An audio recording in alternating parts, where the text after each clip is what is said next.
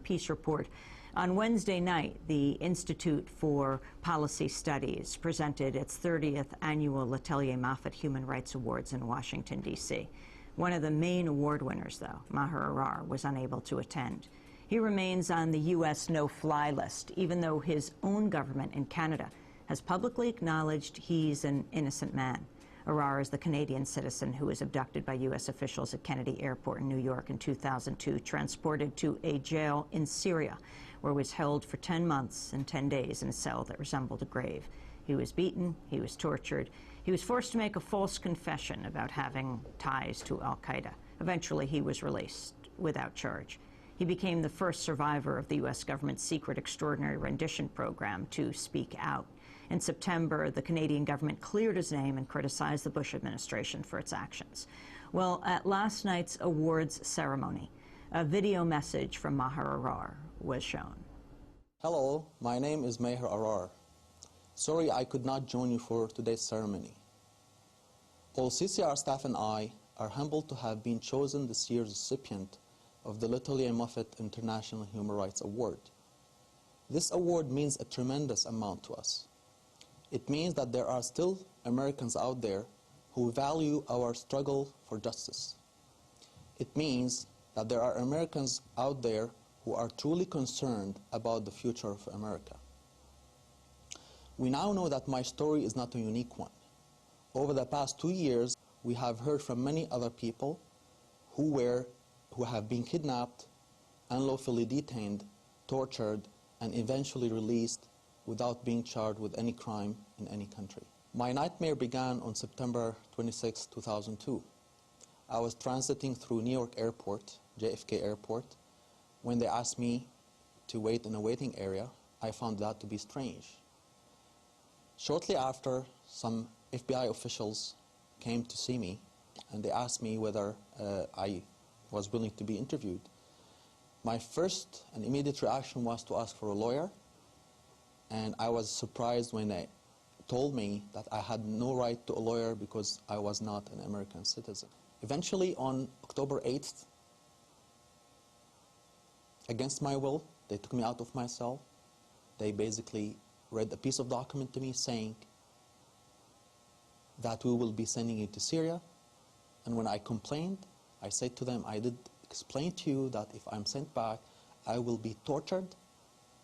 And I remember the INS person flipped a couple of pages in this document to the end of this document and read to me a paragraph that I still remember until today. It's extremely shocking statement she made to me. She said something like, the INS is not the body or the agency that signed the Geneva Convention against torture. For me, what that really meant is, we will send you to torture and we don't care. After 12 hours of detention, unlawful detention in Jordan, I was eventually driven to Syria. And I just didn't want to believe that I was going to Syria. I always was hoping that a miracle would happen. The Canadian government would intervene. A miracle would happen that would take me back to my country, Canada. I arrived in Syria that same day, at the end of the day, and I was able to confirm that I was, in fact, in Syria after my blindfold was removed, and I was able to see the pictures of the Syrian president.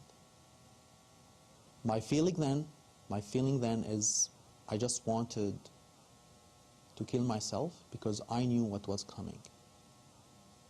I knew that the American government, sent me there to be tortured. Maher Arar, in a video message last night, awarded the Letelier Moffett Human Rights Award in Washington, D.C. by the Institute for Policy Studies. He was awarded by Vanessa Redgrave. You can turn to our interview with her that we did yesterday on Democracy Now! At our website, democracynow.org, and we'll put Maher Arar's full video statement on our website, democracynow.org, as well. Well, joining us right now in our Firehouse studio is the British journalist who helped expose the Bush administration's secret CIA rendition flights. Stephen Gray has just published a new book. It's called Ghost Plane, the true story of the CIA torture program. The book covers the case of Maher Arar as well as dozens of other men who've been disappeared by the CIA and U.S. military. Welcome to Democracy Now! Hi. How did you first learn about these renditions? Well, funnily enough, I was first told about renditions by a man who became the head of the CIA, Porter Goss. He was then a congressman and head of the House Intelligence Committee. And he told me, I asked him whether they would find a way of capturing bin Laden, and he said, oh, this is called rendition. Do you know about this? And I said, no, I have not heard of it. He said, it's a way of bringing people to a kind of justice. And that really set me on the trail to uncover this whole network of prisoner detention in secret. And so where did you go from there? Well, when the Guantanamo Bay camp was opened up in Cuba and we saw all those images of those prisoners there, I asked about this, and some people who are close to the CIA told me, look, this is the press release, this is what they want you to see, this is where they're taking the cameras, but you should know there's a much wider system of detention of camps around the world where people are being taken. And that really inspired me to try and, get behind that and find out where they all were and what was happening to them. And in fact, quite soon afterwards, well, a few months actually a year later, when Maher Arar was first released, he was one of the first victims of the rendition program to come out, and he described so compellingly what happened to him and how he was taken in this Gulfstream jet, this executive jet, which seems so bizarre. He'd flown across the Atlantic from America to Syria, and described the terrible torture that he faced. That also quite inspired me to sort of find out what happened to everyone else. And as you know, that use of these planes proved to be quite a clue as to how we could unlock this whole scandal. Now, you actually were able to pinpoint the plane that Maher Arar was put on when he was sent to Syria? That's right. I mean, I was able to find that actually the movements of these private jets, probably through some errors by the agency and others involved, were quite easy to track around the world. So I found out not only his plane, but a total of about 20 different planes used by the CIA and allied agencies to move people around the world. I got thousands of flight plans of these planes. What was important was you had people like Maher Arar and others coming out and making these statements of rendition. I was sent to Egypt, Morocco, Syria, and you wondered, should you believe these people? They're accused of being terrorists, etc. You wanted to find out some way of verifying their statement. And the importance of these planes was it allowed us to confirm precisely that exactly what they said had happened was true. So tell us, what was the company that owned the plane? What was the plane? How did it work? Well, one of the main companies that has been used for these renditions is called Aero Contractors. It's a company based in North Carolina. That's A-E-R-O? That's right, yeah. And this is a company that is at the center of the CIA's aviation network. I was initially wondering whether it was just a normal private company that perhaps had a contract with the CIA. But as we dug into it more deeply, we discovered it actually was the CIA. And I eventually found some pilots who used to work there who described how they got their job working for Aero Contractors by being interviewed by the CIA. There was an advertisement, there were adverts from the CIA saying, we need all these kind of people, including pilots, and they replied to those jobs. They got vetted by the CIA. They got put on what they called the box, the polygraph, in a hotel not far from the CIA's headquarters in Langley, Virginia. Finally, they were taken to Langley and provided with a series of cover identities, false aviation licenses, false credit cards, false driving licenses by the CIA. Funnily enough, actually, one of them involved said that he was given a form to sign when he joined the CIA saying, I will never claim I'm from the CIA, I will never say I'm a CIA employee. He signed the form, but the CIA kept all the copies. But he knew who he was working for, and they all spent many years working with the CIA around the world. It's definitively a CIA operation. And where did they fly Maher Arar out of, from the New York area? Yeah, he was flown out of the local airport here in New Jersey, Teterboro, picked up there. There was an FBI involvement in that particular operation because it came out of New York, the US airspace. So it wasn't a sort of typical rendition. My understanding is the CIA took over. He was flown from Teterboro to John F. Kennedy, to Dulles Airport, where a new team took over, and then he was flown from there via Rome in Italy, and then the plane landed in Jordan. At that point, I think the CIA took over. He was then taken, he was beaten in Jordan, and then he was driven over the border into Syria to this place you've mentioned, the Palestine branch. It's one of the worst interrogation centers in the world. And what I found out, in this book, in researching this book, that when he got there, he wasn't the only person that had been sent there by the United States. Up to 7 other prisoners were sitting in these same cells about the sizes of graves, 3 foot wide, 6 foot wide, and up to 7 of the prisoners there at the time had all been sent there by the United States. Are they still there? Well, some of them are. I mean, the whole story of this rendition program is that there are only a few people who've emerged to tell their stories, and so many others have disappeared completely. We don't know where they are. There's no accountability as to what's happened to them. There was one man connected with the Hamburg cell, probably a suspected terrorist who was sent there in December 2001. He's quite a big man. He couldn't even fit in the cell, and he's been held there for over a year in this tiny solitary cell, beaten and beaten constantly, and never brought to trial. So although people say that he's a man who's been involved in the 9/11 attacks, he was deliberately sent to a place where he couldn't be brought to trial, where we couldn't hear the evidence against him. So we don't know the truth about these allegations. We're talking to Stephen Gray, an award-winning investigative journalist who's contributed to the New York Times, Newsweek, The Atlantic Monthly, many other publications. First exposed the rendition program back in 2004. His book is called Ghost Plane, The True Story of the CIA Torture Program. We'll be back with him in a minute.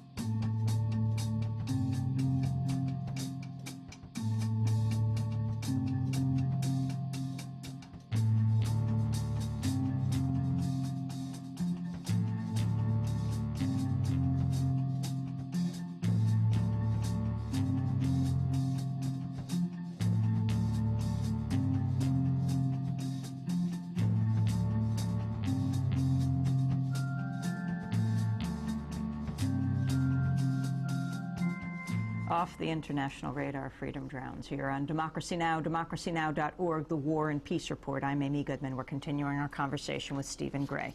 Has authored Ghost Plane, The True Story of the CIA Torture Program. You have documented in this book something like, what, 87 people who have been the victims of this program? That's right, yeah. Why is it called Extraordinary Rendition?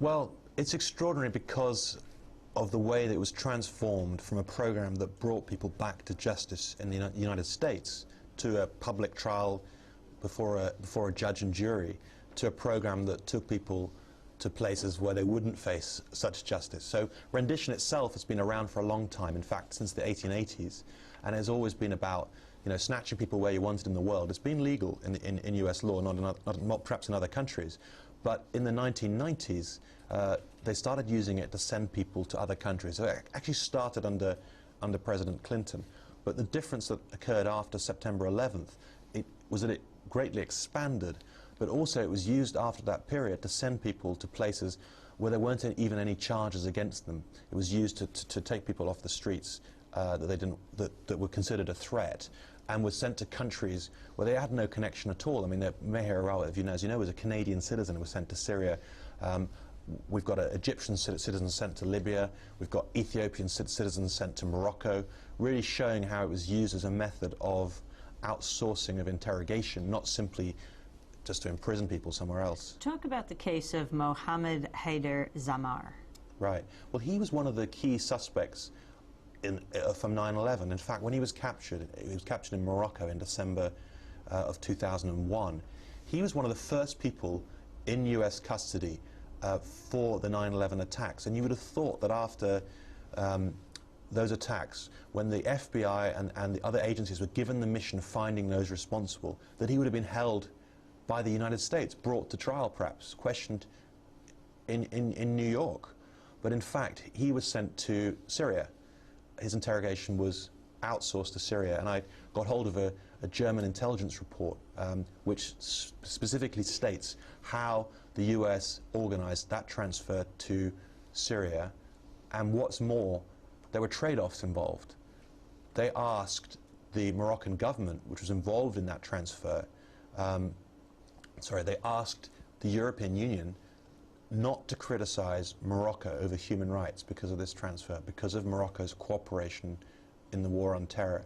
So you see that behind this network of transfers and cooperation, there are trade-offs in the way that we deal, we soft glove some of the people that we would otherwise criticize over human rights. Well, I mean, astoundingly, Syria itself. You had President Bush just a few weeks ago at the UN General Assembly calling Syria the crossroads for terrorism.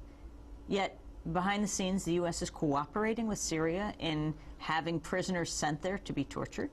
Well, I think the contradictions here have been so apparent that the relationship probably has deteriorated recently. But even going back to this period, busy period after 9/11, 2001, 2002, at that point, the State Department was saying very clearly that people would be tortured in Syria. The Syrian regime was put on the candidate list, if you like, of the axis of evil. It was stated very clearly this is a country condemned by George Bush for its legacy of torture and oppression, and at the same time they were sending people to Syria. And the key thing was this was a covert operation. It was embarrassing, and it's still the most embarrassing country for the administration, because they've talked about their agenda of spreading freedom and democracy in the Middle East, and yet the same people who are preventing that democracy from happening, the secret police of these countries, are on the other hand referred to as liaison partners in the war on terror, people we work with. The same people who are locking up dissidents who want to bring the kind of democracy that everyone, I think, in the United States would like to see in these countries. Stephen Gray, last December, Secretary of State Condoleezza Rice said, "The United States has not transported anyone and will not transport anyone to a country when we believe he will be tortured." Well, it's not true, and I think she knows that. They have preserved a legal fiction when they've sent people to these countries by asking those countries, sometimes just verbally, to say that they won't be tortured, to say that they'll be given a fair treatment, they'll be brought to trial. But what was interesting in researching this book was I went back to some of the people involved in this rendition program from the earliest period, and they said quite categorically, some of these people, believe that rendition is a good thing and they still defend it. But the one thing they're absolutely clear about is they told everyone concerned, they told the White House, they told the directors of the CIA, they told the State Department, that sending people to these countries would involve torture. They knew there would be torture involved, and all those promises that they got were a legal fiction. One of the ambassadors, the United States ambassadors to Egypt, told me there was a kind of nod, wink, wink that went on. They knew perfectly well these people would be tortured. So when Condoleezza Rice says that they had credible promises these people wouldn't be tortured, she's not telling the truth. Stephen Gray, right now there are investigations going on of people being kidnapped off the streets. For example, in Milan, the sheikh who was kidnapped. Can you talk about the prosecutors and was it 24 CIA agents who were involved with this? That's right. They left a trail of clues behind them. They were quite surprising in the way they allowed themselves to be uncovered. What happened there was a man called Abu Omar. He was under investigation for involvement in terrorism, and the Italian prosecutor involved wanted to bring him to court. In fact, if he was still in Italy now, he would be in court. He would have been prosecuted in a normal way, in an open court. They were collecting evidence against him. But what happened instead was that in February of 2003, he was snatched off the streets and taken in a series of executive jets via Germany to a jail cell in Cairo, where he says he was severely tortured. He was released briefly, and he made a phone call back home to his family in Milan and explained what had happened to him, how he'd been kidnapped. And because Italian police were listening to that phone call, the story was revealed. He was quickly rearrested after making that call. Presumably the Egyptians were listening too. But that unlocked that whole scandal in Italy, and the Italian prosecutors, who believe that terrorists should be prosecuted in a court of law rather than being tortured in a jail cell in Egypt, have pursued this case absolutely vigorously, and there's going to be a trial very shortly of these CIA agents involved. There are arrest warrants for them. None of them have been caught, perhaps they never will be, but there will be an open trial, perhaps held in their absence. It's going to take place in Italy, and will expose further details of this whole operation. What about Khalid al-Masri and the German investigation that's going on into that? Well, this is a pretty live story. The German government have treated the rendition of their citizen, Khalid al-Masri, who was on holiday in Macedonia in Eastern Europe. He was picked up and flown to a CIA prison in Afghanistan, held for 5 months without any charges, without any accusations made against him, finally released without any compensation, without any apology, without any confirmation by the CIA that they carried out this act. He has returned to Germany and made the complaint to the German government. And what's interesting is the German government are treating that as a criminal offence, as a suspected kidnapping. And now they're looking to find those responsible. And it looks like in the coming weeks they're going to issue arrest warrants for some of the people they believe carried out that transfer from Macedonia into Afghanistan. I mean, it's one of those things. In order to investigate this story, I've had to try and trace some of the companies involved, some of the individuals, to try and prove what has been kept secret, the fact that the US government has been responsible for these transfers. And, you know, we wouldn't have had to do any of that. We wouldn't have had to dig into any of these CIA operations if the government had actually just come clean and said, yes, we're the ones that were responsible for this transfer, and if we made a mistake, we'll apologize. There's an old phrase, trust but verify. If you want to trust these people, you want to send prisoners to countries like Uzbekistan, for example, where they boil prisoners alive. They've been known to do that. I mean, I don't know how many people have been treated in that way, but it's a country run by an ex-communist who's known for that treatment. Well, if we're going to send people to that country, the least you can do is confirm that you've done that. Instead of taking part in a disappearance, take part in an open procedure where there's a chance of verifying how these people have been treated. But in fact, the whole program has been, protected by secrecy, and it kind of forced us to do all these investigations just to prove what's been going on. We're talking to Stephen Gray. He's author of Ghost Plane. You make the argument in your book that the harsh treatment, that the torture, that the extraordinary renditions that are used to talk about fighting the war on terror is actually hurting the war on terror. How? Yeah, it's not a point that I really make myself, but a point that is made to me by many of those involved. People, some of the most experienced people in fighting to counterinsurgency around the world, military officers and CIA and former CIA operatives. It's hurting because I think you have to go back to what would people like Osama bin Laden like us to do. What do they want us to do? They want us to torture. They want us to take oppressive acts because that wins recruits to their causes. It's an old lesson of an old method of terrorists. Take a small minority extremist group. How do they win support? How do they turn themselves into a mass movement? The answer is cause a terrorist action, kill an innocent people, provoke an enormous reaction which rounds up people who are innocent, causes people to want to take revenge for what's happened to their families. And this is what's happened. There's been a massive reaction. There are people who've been turned into terrorists as a result of some of the repressive actions that have taken place. And rendition is one of those repressive actions. Stephen Gray, I want to ask you about Venezuela. In your book, you write, the data exposed secret operations by the CIA around the world, even the presence of planes previously used by the CIA in Venezuela at the time as activists there were alleging the CIA was plotting a coup back in 2002. Right. This is a story that needs further investigation, and I mention it because I think it's quite important to know what really happened there and whether the CIA was involved and other agencies in trying to prevent Chavez from taking power in Venezuela. What we do know is that there were allegations of a coup attempt against Chavez, and what's very interesting is to see that planes that have been used by the U.S. government and, for example, have appeared at Guantanamo Bay.